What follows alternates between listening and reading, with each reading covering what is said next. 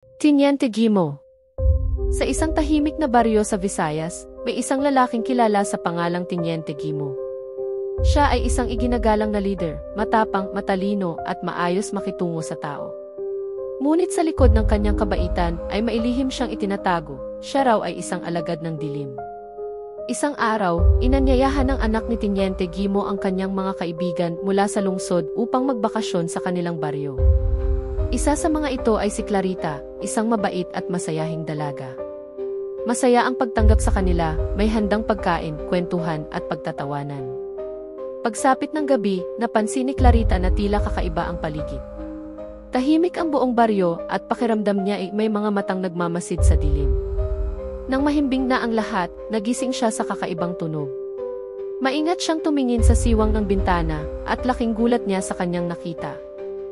Sa aking manunood, huwag kalimutang mag-follow at like kung nakaabot ka na sa bahaging ito ng ating kwento. Salamat, ang kwento ay magpapatuloy. Nasa gitna ng bakuran si Teniente Gimo, kasama ang ilang taga-baryo. May dala silang katawan ng tao, isa sa kanyang mga kaibigan. Kinakatay nila ito at naghahanda ng kakaibang putahe. Nanlambot si Clarita sa takot, ngunit tiniis niya ito upang makaligtas. Kinaumagahan, nagkunwaring wala siyang alam at agad na umalis pabalik sa lungsod.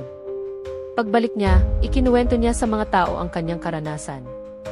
Mula noon, naging kilala ang alamat ni Teniente Gimo, ang pinunong alagad ng dilim.